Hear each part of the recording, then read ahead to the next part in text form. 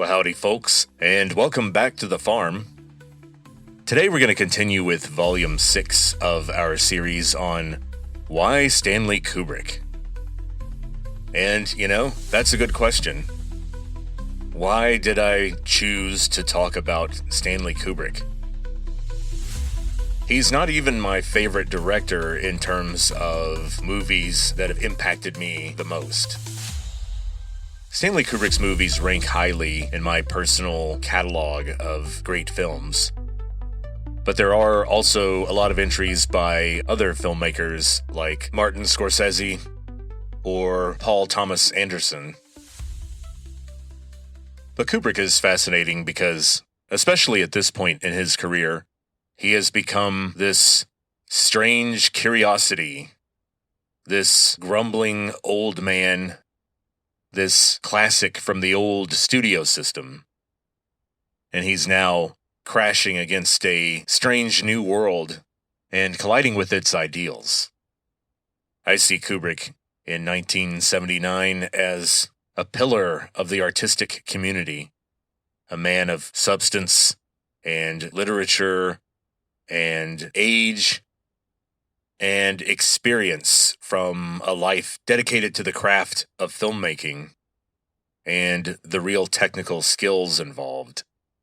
Because filmmaking is an art form, but it's also a very risky business venture. And so, unlike a painter or a novelist, the financial cost of their art and the risk involved was a huge part of the activity and was always first and foremost on their minds. Unlike Stephen King, who may have had trouble making ends meet in his personal life with his new family, he did not have to court a series of investors and sweet-talk them out of loans or deal with a bunch of studio execs who wanted control over your story. So people like Kubrick have to become businessmen to some extent. They have to become adept at financial gamesmanship, and they have to continually improve in terms of their approach to logistics and efficiency within the limits of their art. Now, as we've seen, there were definite limits to just how efficient Kubrick was willing to get in the production of the film. Now, we're going to be continuing our discussion of The Shining, and as promised, we're going to talk mostly about interpretations and theories. Who are these people? What were these characters intended to be? And what does the story mean? What does the ending mean? And do any of these wild theories about what The Shining actually means hold water? We're talking about things like the idea that The Shining is really about the genocide of the Native Americans, or the Holocaust, indicated in part by the creepy prevalence of the number 42, which is supposed to refer to the year 1942. But as we all learned from The Hitchhiker's Guide to the Galaxy, the number 42 has an inherent cosmic significance that we don't really understand. And so the first little technical detail is really an acting technique. This is something that he told his actors to do. And I referred to it in our last episode, where I had Stanley Kubrick yelling at me to keep my head down and keep my eyes up. If you watch enough Stanley Kubrick movies, you'll see that this is something that he has the actors do at certain points of his films. And it's a very unnatural and memorable expression. And it fits right into Kubrick's philosophy, which we'll discuss later, about having things look more, quote, cinematic than just realistic or even just interesting. We see it briefly on the astronaut Dave Bowman's face as he passes through the Stargate at the end of 2001, thus indicating his extreme emotional state. Probably just fear and confusion, maybe mixed with a grim determination. We saw glimpses of it in Barry Lyndon, but I don't recall it being displayed in its full intensity at any point. We have to wait for The Shining for that, where we get it a lot. And it makes sense because this story is about a person losing their mind, and so we start to see it a lot in Jack. And briefly, we see it on Danny's face when he is in the depths of his shining seizures. So this head down, eyes up look is the first sign that Jack is in trouble, that the hotel is starting to have an effect on him. In fact, the last time we saw it was on the face of Alex DeLarge, the hero/villain of A Clockwork Orange. Then we saw it briefly on the face of a man who was consumed with a vengeful rage and wanted to hurt Alex DeLarge. And later, we'll see this Kubrick stare in Full Metal Jacket, when we see it emerge on the face of Private Leonard Lawrence, also known as Private Gomer Pyle. And we see this particular expression on his face right before the noxious gases from the excrement reach the electrical ventilation device. The next technical note I want to talk about is not a direction to the actors, but an unfortunate set of instructions that some unfortunate production assistants had to carry out before the shooting of a particular scene toward the end of the film. And by the way, Kubrick liked to shoot in chronological order as much as possible. I would agree with that. I think it makes things easier for the actors in order to maintain the proper progression of their characters throughout the film. But anyway, as many of you may recall, toward the end of the film, someone is looking through an entire ream of typical white office typewriter paper that has been typed over completely with the sentence, "All work and no play makes Jack a dull boy." Now, I want to point out that this is the era before CGI, and I want to point out that Kubrick was clearly particular about the format of the typewritten work, and that he wanted it to be clearly typewritten by hand on a mechanical typewriter. And so he wanted slightly misaligned characters, he wanted a few typos, and he wanted the indentation and the structure of each page to be a little different. One page just has the sentence typed over and over and over again. Then another one is in script format. And then another one looks like a normal printed page with normal indented paragraphs from a distance, until you realize that it's all just the same sentence repeated over and over again. So I want to point out that basically Kubrick had to have some production assistants sit down with an old school manual typewriter, and I suppose each one was assigned a certain number of sheets of paper that they had to fill up with that one sentence in various positions.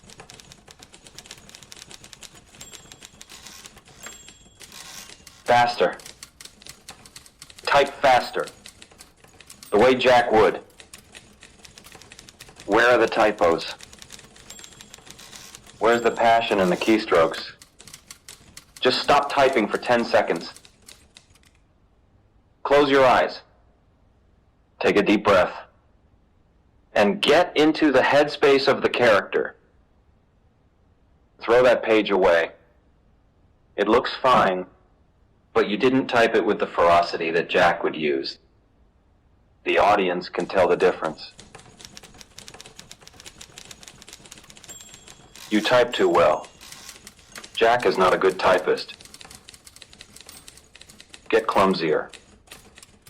I don't like it. Yes, it's true you typed it like Jack. I saw you.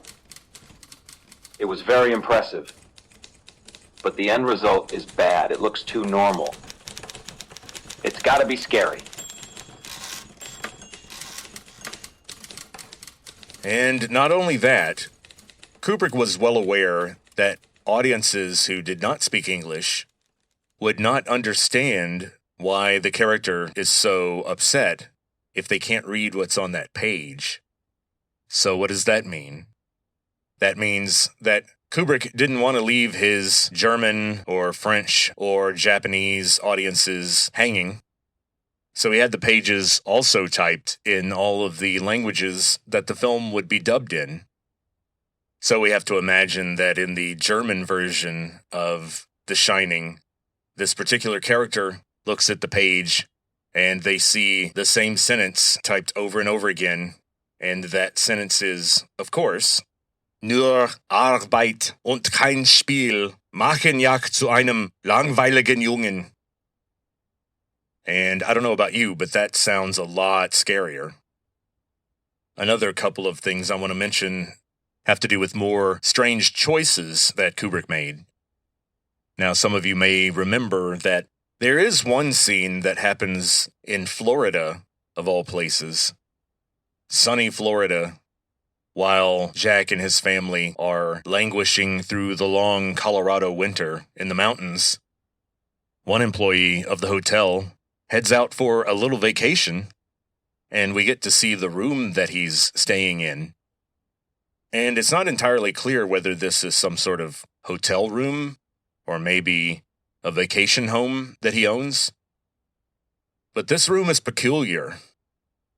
This room has some strange decor choices. And of course, there's a lot of brown, because, after all, this was shot in 1979. Now, there's also a lot of orange, which you would expect also, because it's the late 70s. But, boy, is there a lot of orange. And you might also be thinking, well, this is Florida. It's the orange capital of the world. Well, if you've read the book, which I have not, but apparently whenever this character's shining ability is activated, he smells oranges.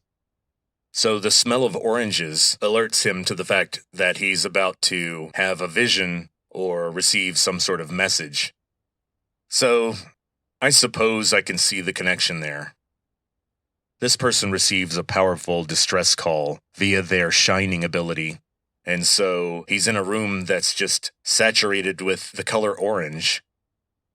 Now, I gotta say, if the smell of oranges makes you think that you're having some sort of vision, Florida's not a good choice for a vacation home, I don't think. Too much opportunity for a false positive. I mean, somebody spills their beverage at the hotel's free breakfast.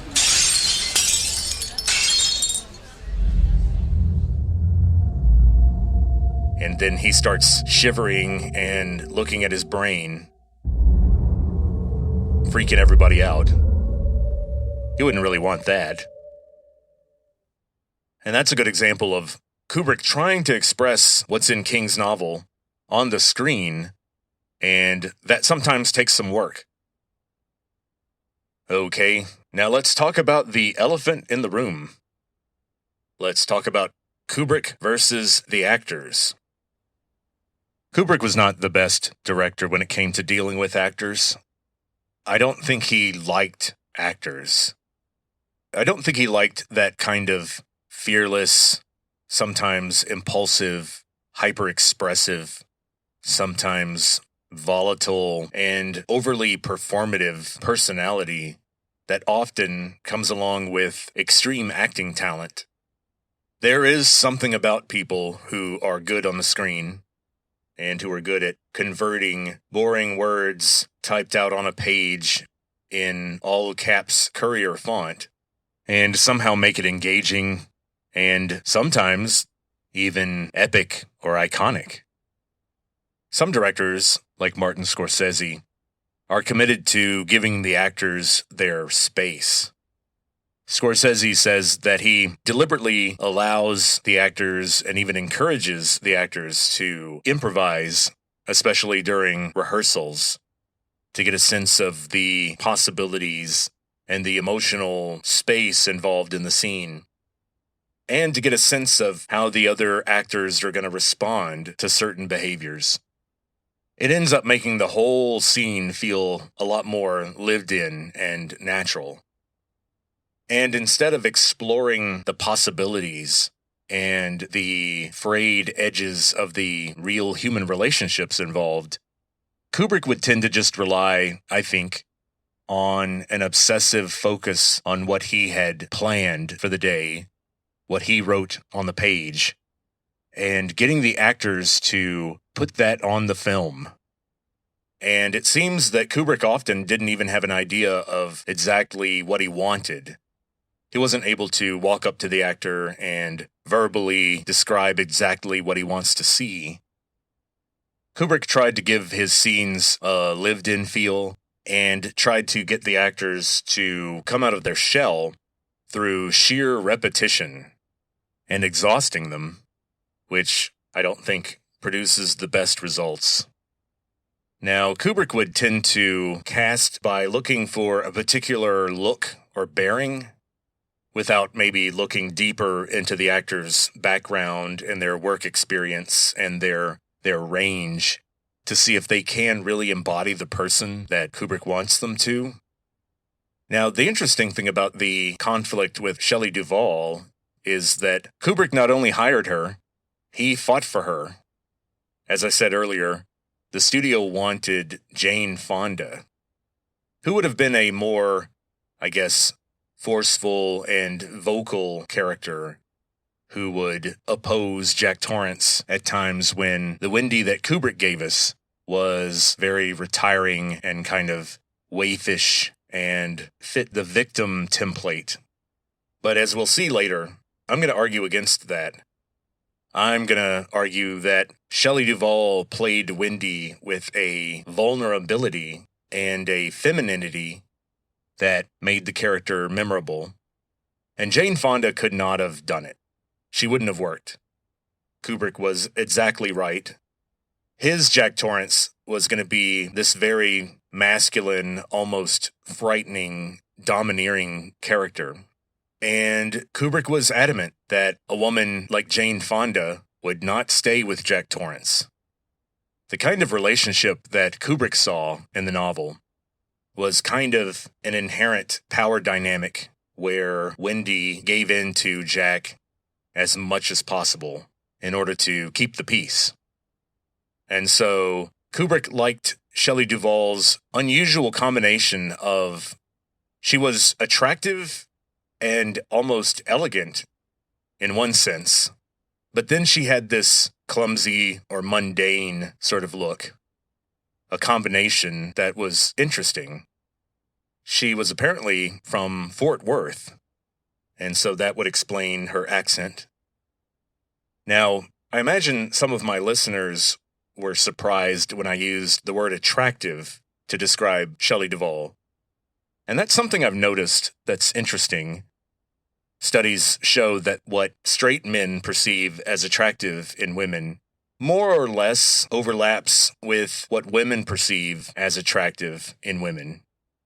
In other words, women not only predicting what straight men might like, but also what they themselves find personally attractive. Like I said, there's mostly a big overlap, but there are some edge cases where you find the genders are divided on a particular person.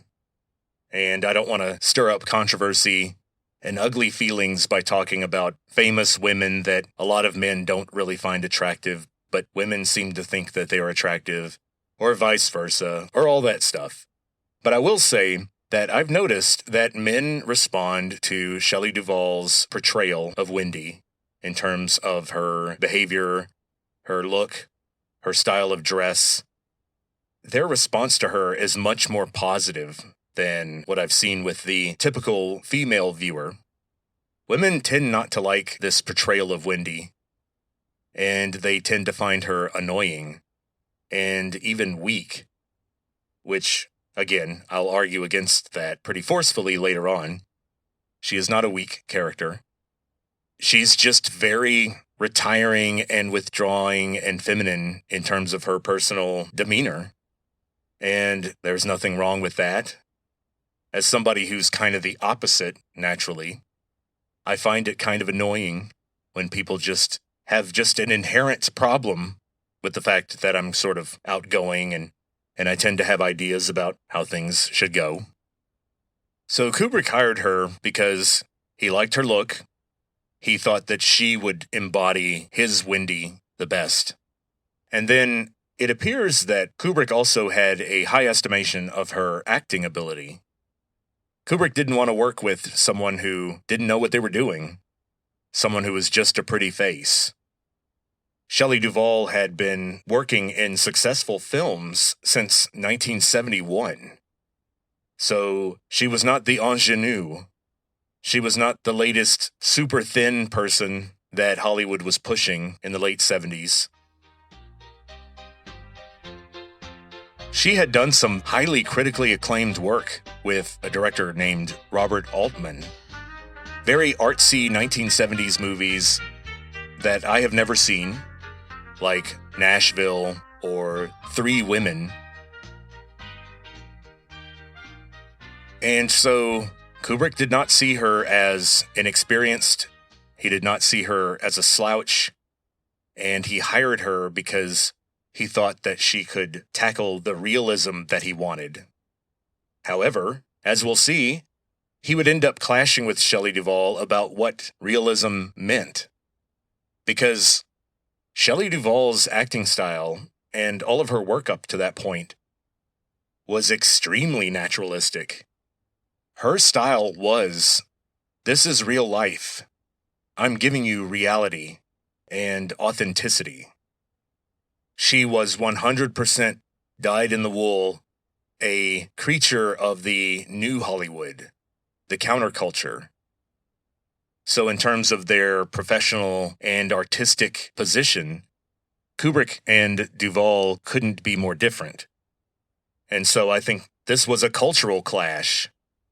It was a collision between Kubrick's male-dominated old studio style of directing and Shelley Duvall's experience, which was much more relaxed in terms of the behind-the-scenes work ethic and also how over-the-top or cinematic things were supposed to be on screen. You wanted to capture the boring, gritty elements of real life. At least, that's what other directors were trying to do in the 1970s. But not Kubrick. Kubrick seems to have immediately become concerned about Shelley Duvall's ability to scream and cry and do all the emotions that he needed toward the end of the film. And so, starting at the very beginning of shooting, when they were doing the less intense scenes like Wendy and Danny skipping through the maze, during that time, it has pretty much been confirmed that Kubrick did have a discussion with some chief members of his crew, and he appointed one person to be sort of the quote-unquote good cop for Shelley in case she needed something. But he told everyone else to be, quote-unquote, shitty to Shelley. Shitty to Shelley. That was the instructions. Everybody has to be shitty to Shelley. And that was the exact word that was used. Because Kubrick did not think that she had the acting endurance to maintain the right vibe, shot after shot, later in the production of the film. And so he wanted Shelley Duvall to start feeling isolated in real life to help her with her acting. So by being shitty to Shelley, Kubrick was actually trying to be nice to her. He was trying to make her work easier. So, I mean, come on. He's just a big, lovable dad trying to be helpful. And that brings us to sort of, not really the elephant in the room, but maybe the mouse, a smaller topic that needs to be mentioned, and that is, let's keep it 100, as the young folks say, or they did say 5 years ago, I guess. Let's keep it a bean, keep it a buck. There might be something about the name Shelley. I mean, think about it.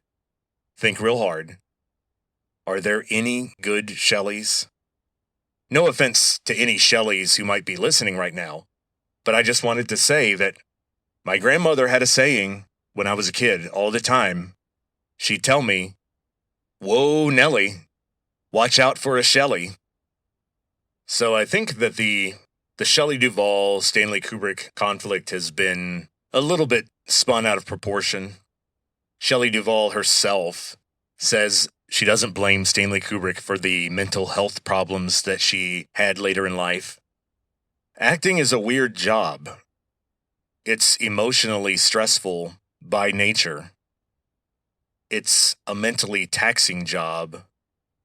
I think, strangely, there might be some sexism in how people view this issue because they tend to see Shelley Duvall, especially as she's inhabiting the character of Wendy Torrance, with that particular hairstyle and those clothes and the caved-in shoulders and the mousy, beat-down demeanor. And then they see Kubrick, this big, bearded, domineering, older man, and they immediately see sort of the victim and oppressor sort of dynamic. But I look past Duvall's costume, and what I see is a very talented performer who is being squeezed hard by a director who's trying to get a particular performance out of them. But just bear in mind that Shelley Duvall wasn't foisted on Kubrick because she was the producer's girlfriend. I mean, Kubrick was the producer. I think in some cases his brother-in-law would do some of the producer work, but it was basically Kubrick. So no, Kubrick picked Shelley Duvall, and he picked her for professional reasons, and he expected a certain caliber of performance from her. And it seems like he wasn't disappointed in her actual acting ability, but really just her style and work ethic. So yes, Kubrick was deliberately shitty to Shelley, and I think that was a counterproductive and short-sighted tactic.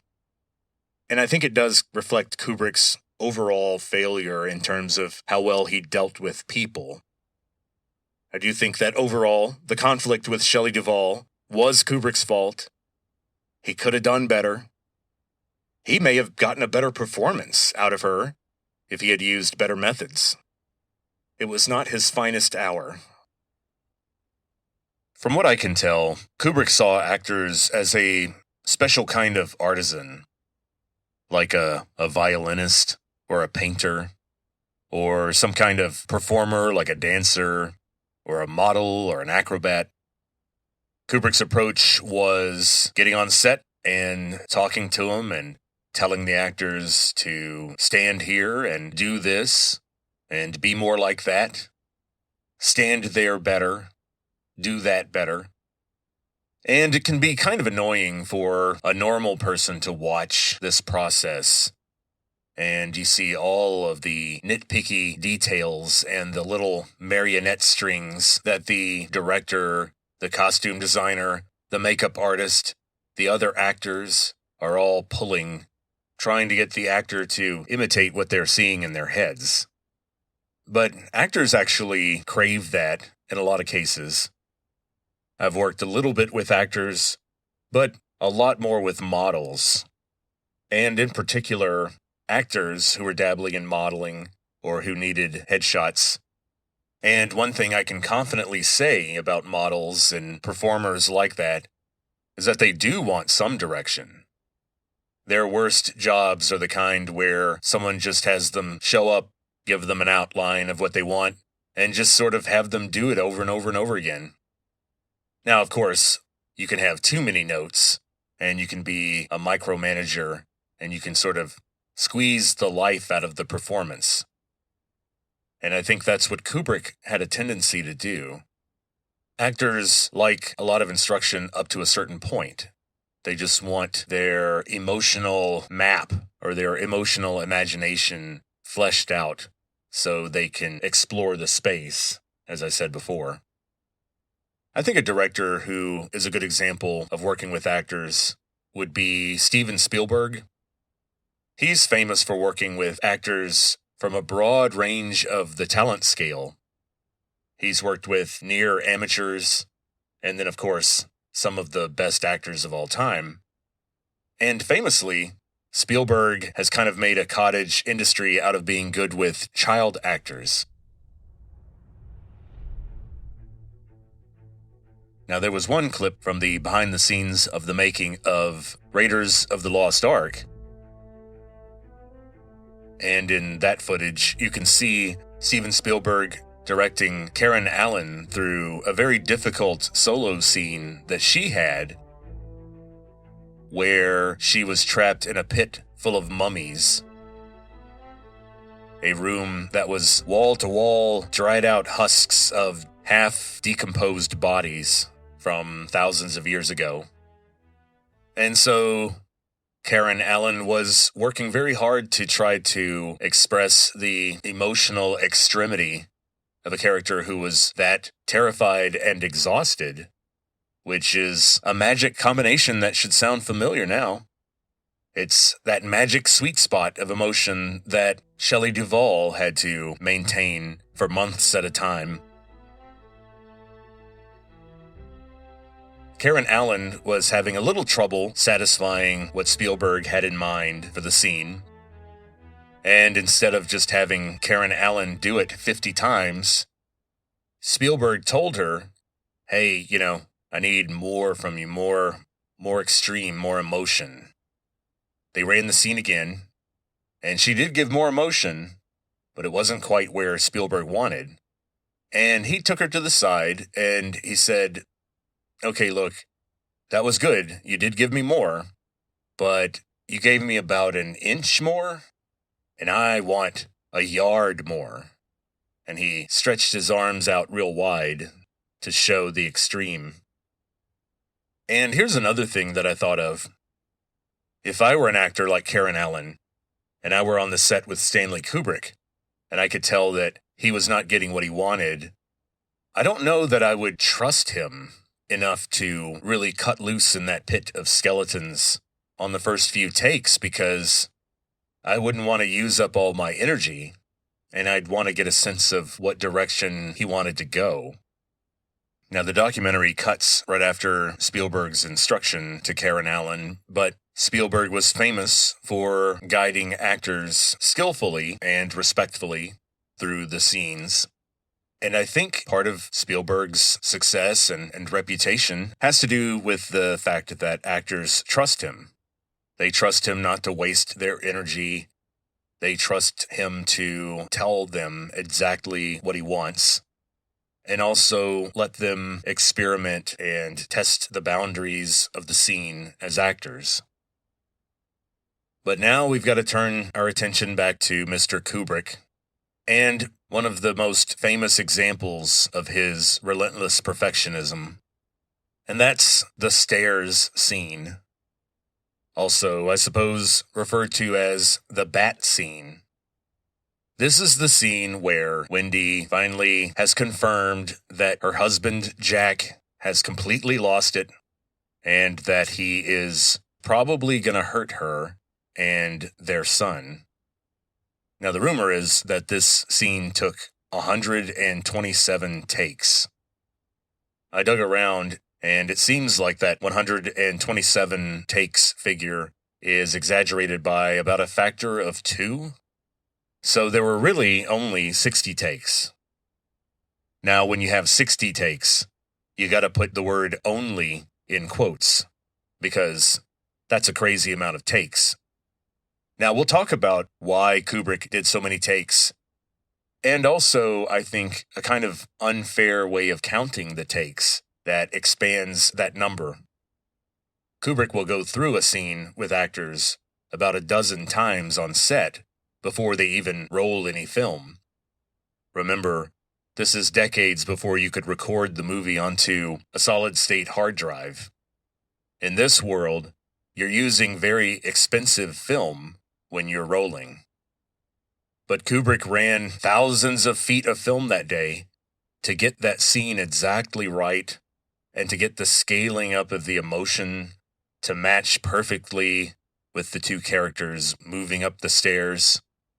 Kubrick wanted every swing of the bat to be at the perfect angle, and the strikes have to be realistic, and everything has to be timed perfectly so that you can have a matched shot where Jack Nicholson's very convincing stunt double can take a tumble down the stairs after the blow to the head. So there were a lot of factors that had to be lined up. And both Shelley Duvall and Jack Nicholson had to be turned up to 11 for that scene. And also, you got to look at it from the perspective of a storyteller. If that scene does not work, if that scene is not iconic, the whole movie could fail. And so Kubrick ensured that the scene had an emotional raggedness and an extremity by doing so many takes that Shelley Duvall's hands were shaking from exhaustion in some of the final shots. That sort of cartoonish weakness and that frail, weak way that she was swinging the bat. That was genuine. That was real. It wasn't acting. Her hands were blistered the next day. There were prop bats that you could get. They looked exactly like baseball bats on screen, but they weighed only about 10% as much as a real baseball bat. But Kubrick wouldn't let Shelley Duvall use a prop bat because he said you could tell that the physics weren't right. If she were to swing a bat that was only 10% as heavy as a regular bat, you'd definitely be able to tell. It wouldn't look right. And Duvall wouldn't be as tired in the later takes. Now, I've come across multiple stories of people talking about Kubrick doing take after take after take in order to sort of punish the actor or force them to learn their lines and teach them a thing or two about being a professional. And I have no doubt that there's some truth to these stories. But I think that most of the time, the multiple takes was just trying to get lightning in a bottle, just trying to get all the variables to align perfectly for that perfect shot.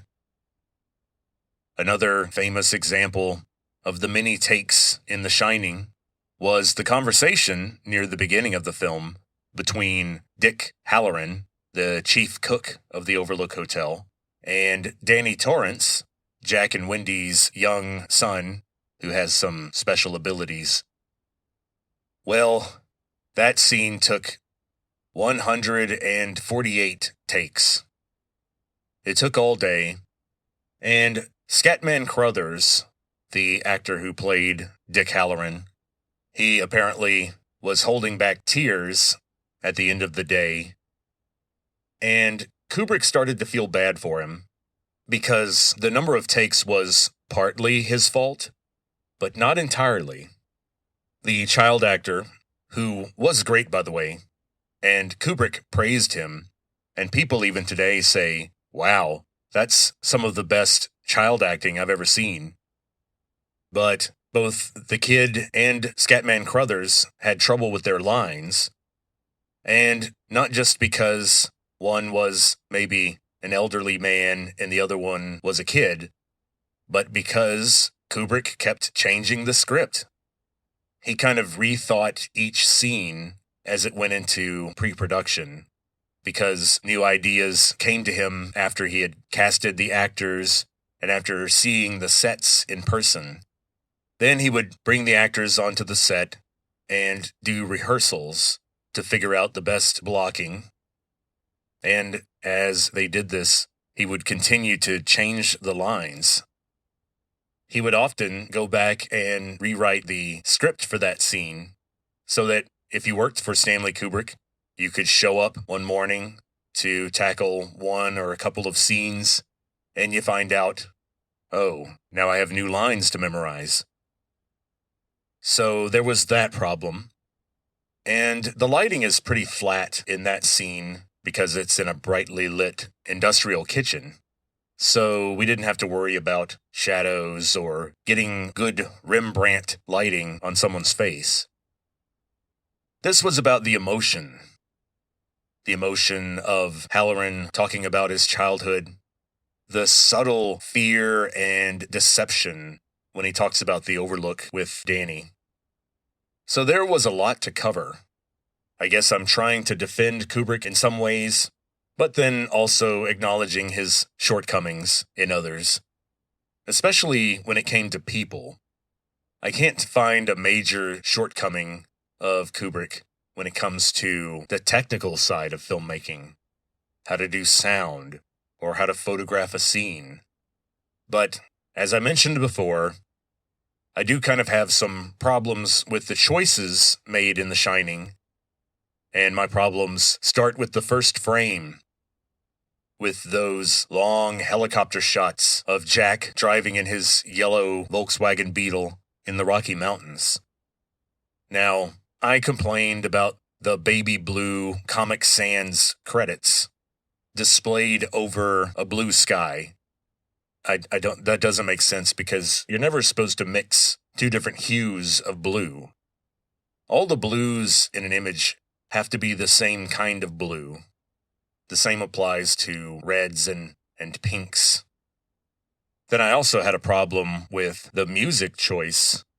I thought that the music was kind of strange, that sort of classical music filtered through a synthesizer, and it kind of sets the same mood as his previous two films.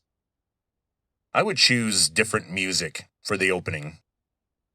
Sure, that stern, weird, creepy music sets a particular tone, but I think that movies should show a development.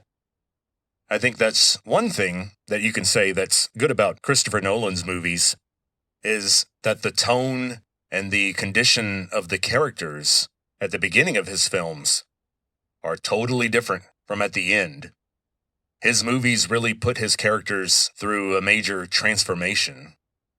That's not always true with Kubrick's films, but for The Shining, I'd want to show that. And so the movie kind of ends on a downer note. It's not a happy, fun-paced, comical romp. It's not a feel-good movie. So I'd want to start it off that way. And so, what would I do? What would you do, Mr. Smarty Pants, if you were going to one-up Kubrick and tell him how to make his movie? Well, we're casting some popular actors, and we're swinging for the fences in terms of box office because we've got a hot intellectual property that's going to appeal to young people and give them a good popcorn movie to go to. So I'd go ahead and say, let's bring in a popular musician, and who was popular at that time, and had a connection with the Rocky Mountains and with Colorado. That would be none other than John Denver. John Denver was hugely popular. Maybe his most famous song is Country Road. So I'd go to John Denver, otherwise known as John Deutschendorf, and I'd say, all right, Johnny D, I need a song. I need you to kick that songwriting genius into gear. Here's the script, or at least the latest version that Kubrick would let me read. And here's the title. For the Caretaker, Duty Calls. No, that's not the name of the movie. That's the name of the song I want you to write. I know you like to name the songs yourself, but since I wrote the lyrics for you, I need you to not be a dick for like 2 seconds. Is that cool with you? And so that's what I'd do. And with the magic of AI, I could realize that dream. And for just a few minutes, I can pretend that I'm as good as Stanley Kubrick, that I outsmarted him, and that I created a better beginning for his so-called masterpiece than he could ever come up with. Let's take a listen and imagine this song playing over those beautiful shots of the Rockies, and Jack Torrance heading for his job interview. And so, here's our title song, For the Caretaker, Duty Calls.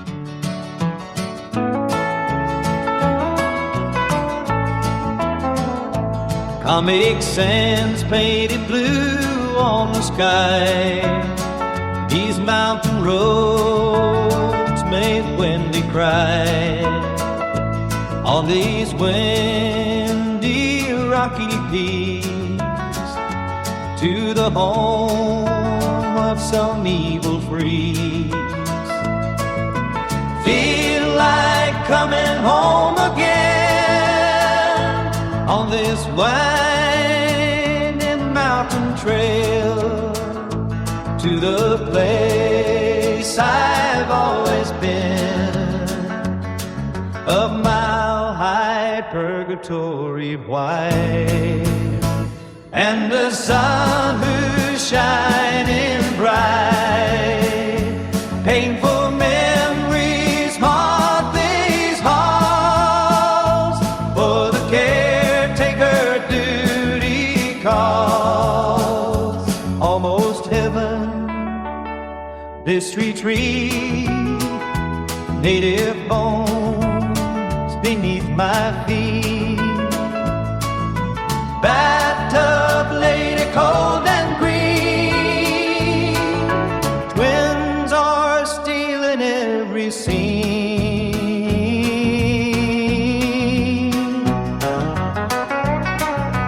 I broke the radio we had, now she can't call, that's too bad. Brady taught them wrong from right, I'll teach that lesson here tonight.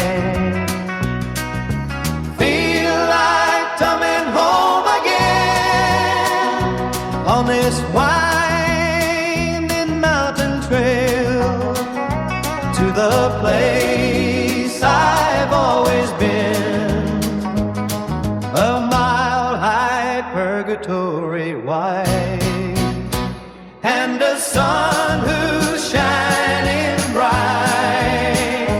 Painful memories haunt these halls, for the caretaker duty calls.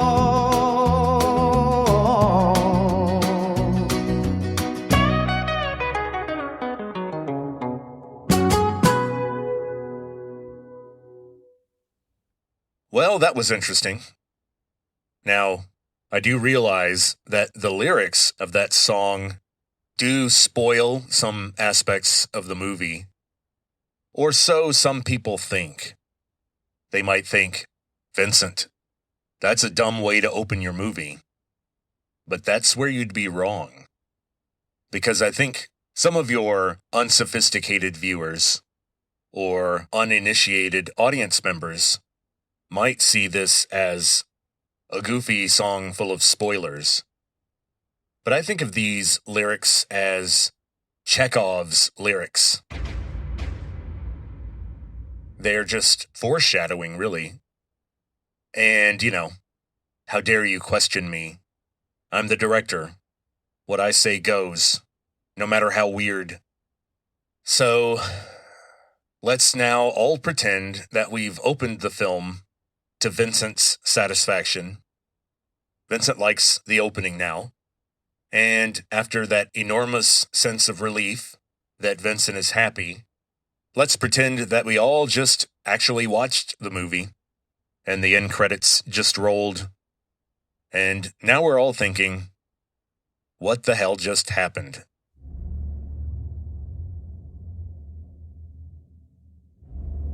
I think the fundamental story here is that this hotel is sort of possessed. It's kind of inhabited by some sort of demonic being that collects souls. People are sort of trapped forever in this hotel. They actually become a part of it.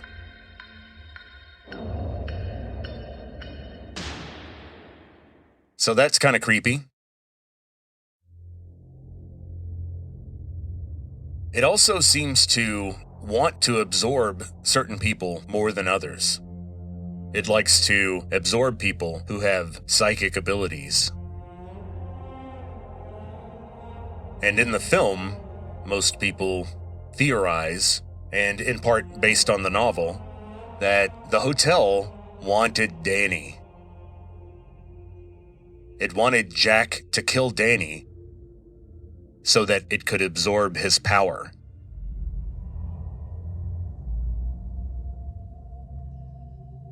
Jack appears to have this ability called the Shining, like his son.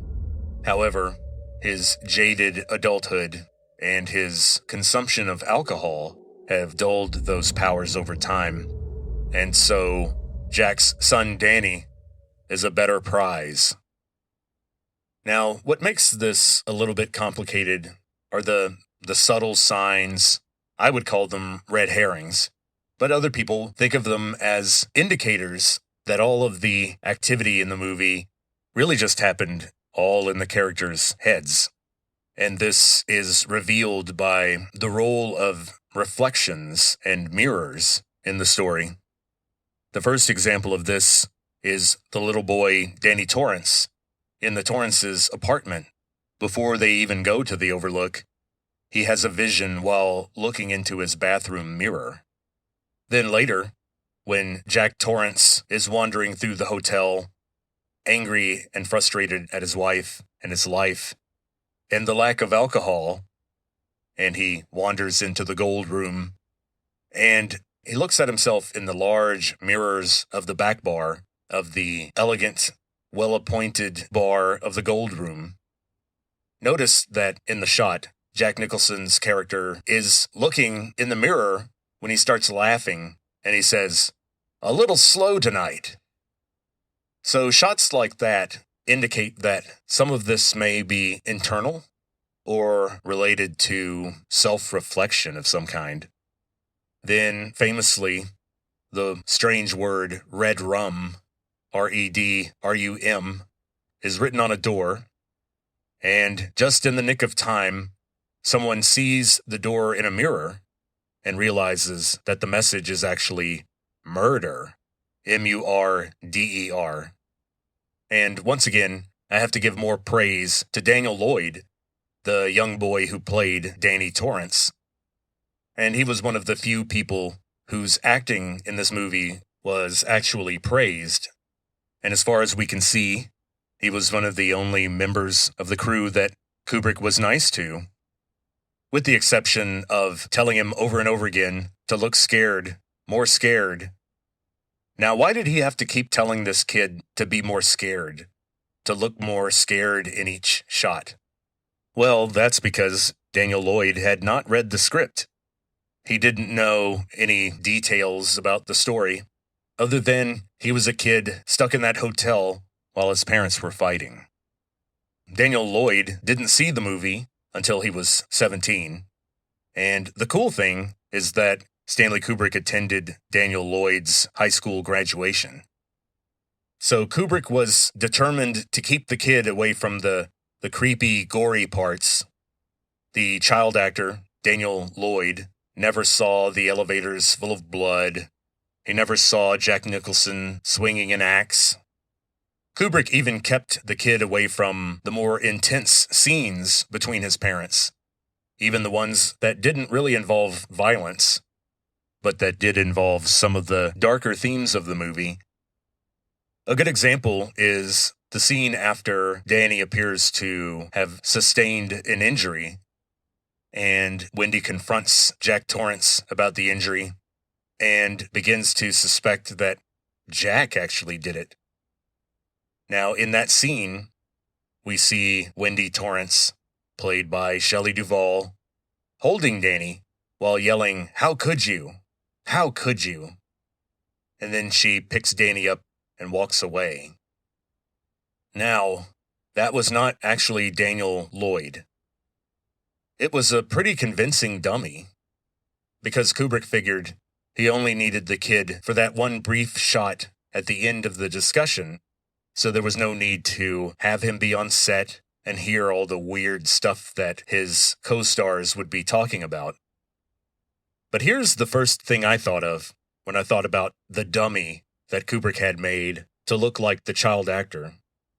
I'm thinking that based on what we found out from the story about the baseball bat, there's no way in hell that that dummy didn't weigh at least what the child actor weighed. Because, of course, if the dummy wasn't super heavy, then the physics wouldn't look right. The audience can tell. And so I imagine that maybe it went something like this.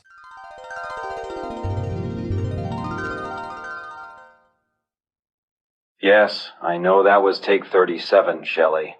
But I need to see that combination of exhaustion and terror that I have yet to see from you today. And that is precisely why I can't make the dummy any lighter. We weighed Daniel, and that dummy is exactly that weight.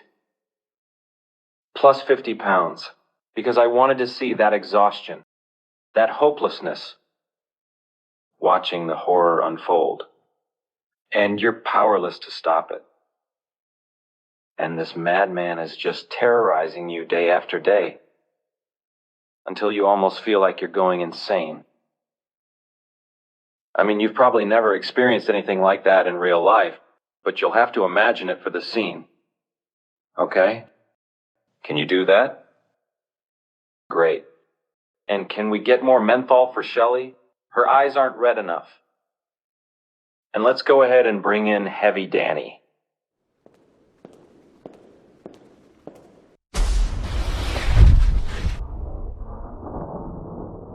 Heavy Danny is another dummy I had made, which has a uranium skeleton that gives it an extra 100 pounds, while maintaining Daniel's body proportions exactly.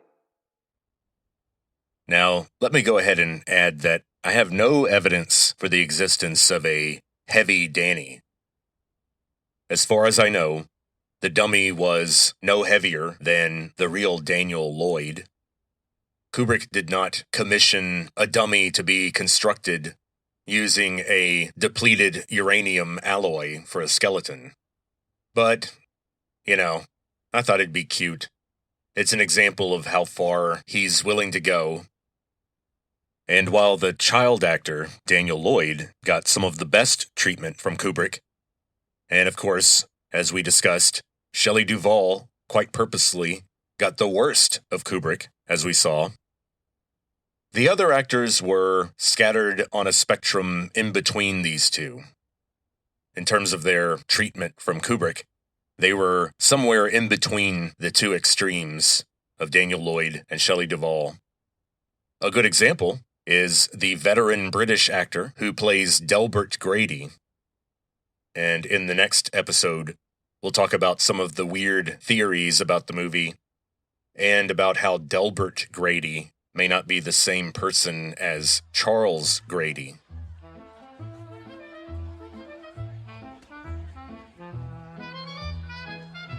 But anyway, Jack Torrance runs into the guy during a ghost party in the Gold Room, and Delbert Grady is at the party for some reason, working as a waiter, carrying trays of cocktails around while wearing a tuxedo. Not exactly what you'd expect the caretaker of the hotel to be doing, but I guess that's part of the job that he has to do there at the hotel for all eternity, I guess. It's an example of how the hotel has enslaved his spirit as punishment for his crimes. But if you've seen the movie, you know that Mr. Grady runs into Jack Torrance and spills a cocktail on his jacket. And the cocktail is this Dutch monstrosity called Advocaat. Advocaat. Advocaat. And it's this pale yellow goopy stuff that seems to have the consistency of eggnog because it is an alcoholic beverage. It's a liqueur, but it has eggs in it, which gives it its really awesome texture. I've never had Advocaat. But once again, I can't help but think that Kubrick chose this cocktail, A, because it's one of those gross, old-fashioned drinks that people chugged after Prohibition. And it's also bright yellow, which will show up quite well on camera on Jack Torrance's dark maroon jacket or Mr. Grady's black tuxedo jacket. And then, of course, Mr. Grady wants to help Jack clean his jacket. So they go into the nearest restroom.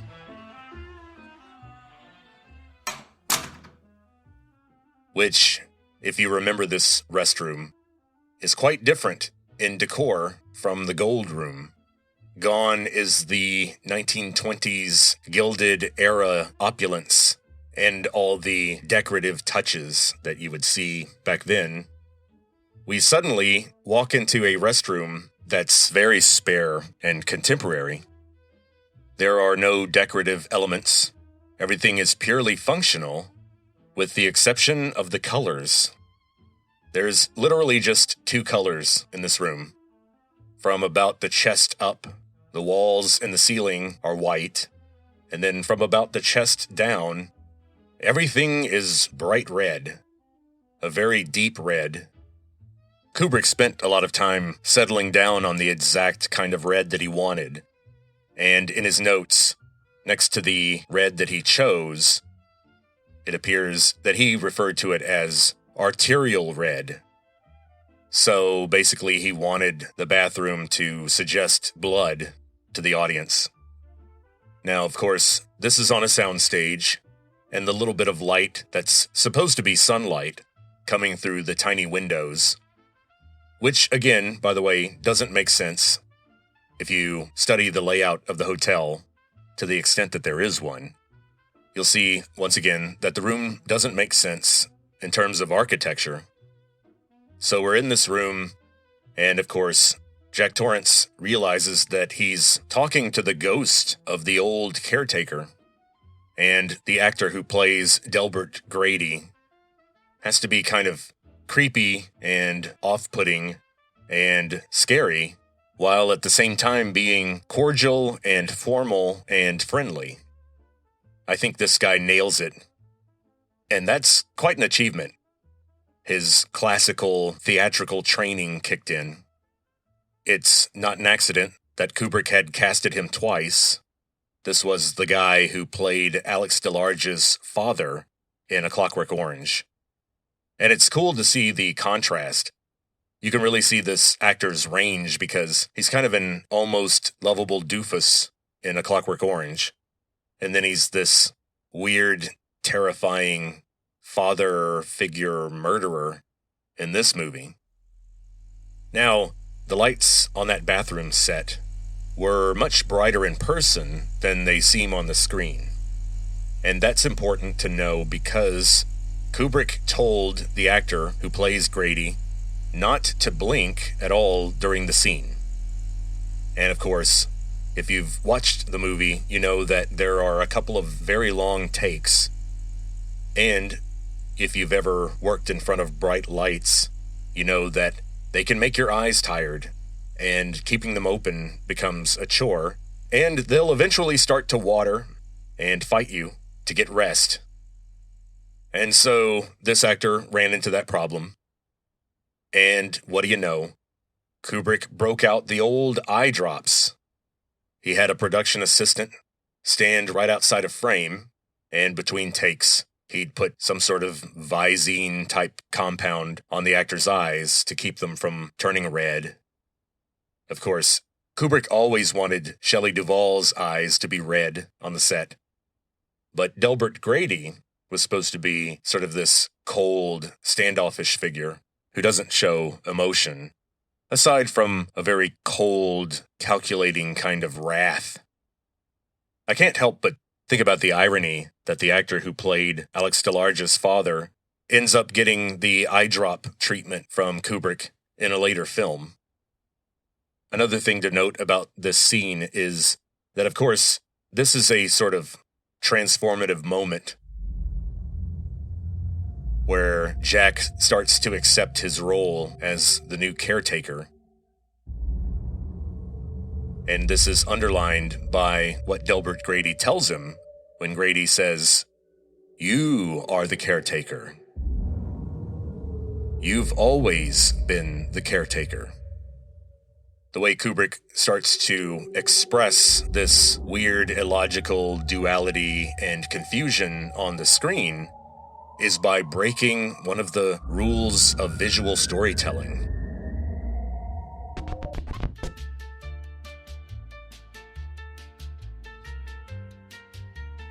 Anytime you see a scene in a movie where one person is standing toward the right of the screen and the other person is standing on the left, whenever you cut to close-ups of these guys, the camera has to stay on the same side of the line created when you connect the two actors on the set. So basically, that's a long-winded geometric way of saying keep actors on the same side of the screen whenever you're intercutting. If in one cut, the actor's way on the right, and then because you moved the camera, all of a sudden that character teleports to the left side of the screen after a cut,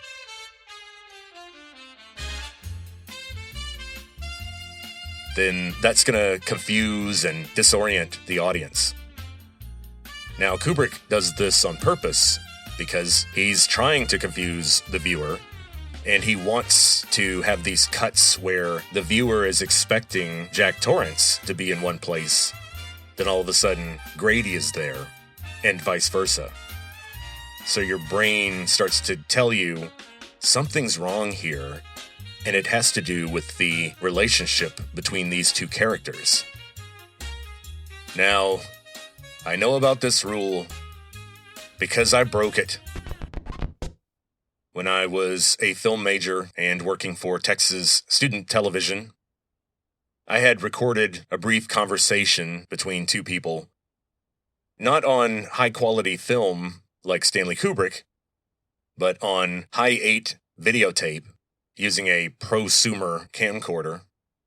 But anyway, I loved all my shots. They looked great, but when I edited them together, I had violated that rule and didn't realize it. And I got some negative feedback about that. I remember that rule for that very reason. And I guess once you're at Stanley Kubrick's level, you can break those kinds of rules, especially if you have a good reason. Okay, so it looks like we may not get to the theories in this episode. Sorry about that, folks. I just get so excited about camera positioning rules and the color of the paint on bathroom walls. Just kind of my thing. So, before I sign off for today, let's talk about how would I end the movie. I definitely had some brilliant ideas about how to start the movie. Now, how would I approach the ending? It kind of ends on a low-energy note. First of all, at the end, before his final ending, I would have Jack cry out, "Wendy, you can't do this to me!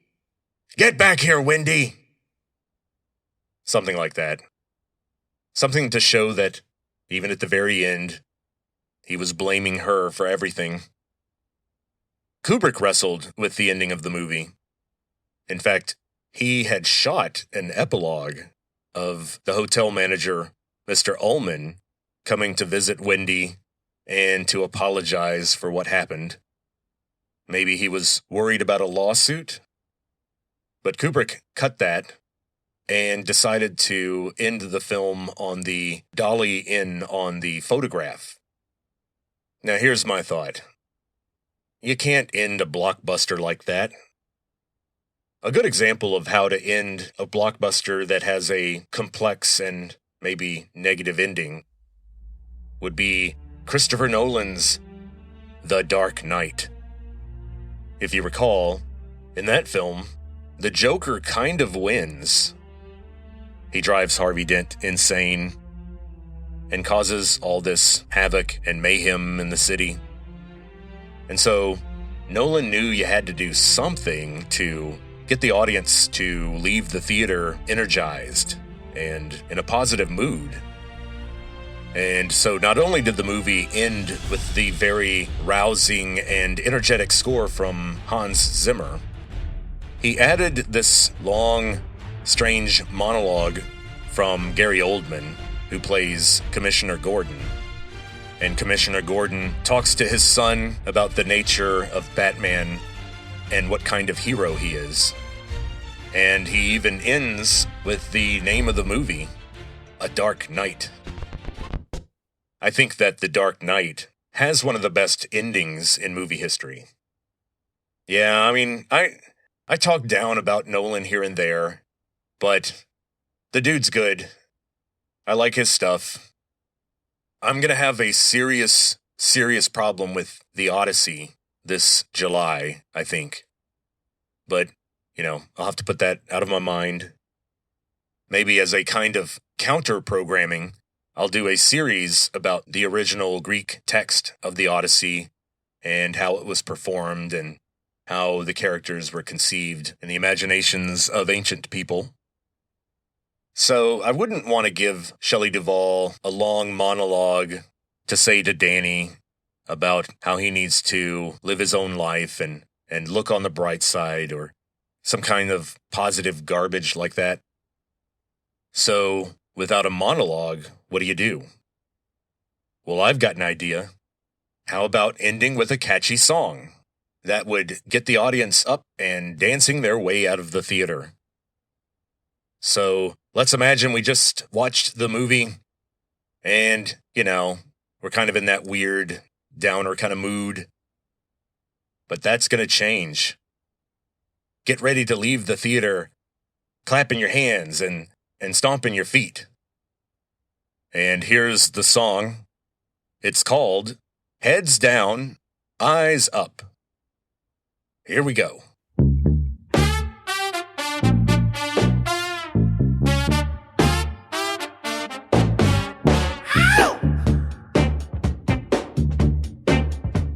Staying at the Overlook tonight. Ain't no way it's gonna be alright. Elevators full of blood. Ain't never a pretty sight. Jack never gave you flowers. Like to swing an axe instead. He don't wanna be done no more. Here's Johnny, is what he said. Head down, eyes up. That's how I rock, that's how we roll. Head down, eyes up. Head down. This hotel gon' eat your soul. I'ma get down in this joint. Now go get your best suit on. My tuxedo is on point. You can't be just another John. Jack never gave you flowers. Like to swing an axe instead. He don't wanna be done no more. Here's Johnny, it's what he said. Head down, eyes up. That's how I rock, that's how we roll. Head down, eyes up. Head down. This hotel gon' eat your soul. Give me a red wine and coke. Got my night, this ain't no joke. Got my targets in the maze. Chin tuck, my eyes are crazed. Stand at the Overlook tonight. Ain't no way it's gonna be alright. Elevators full of blood. Ain't never a pretty sight. Head down, eyes up. That's how I rock, that's how we roll. Head down, eyes up. Head down. This hotel gon' eat your soul.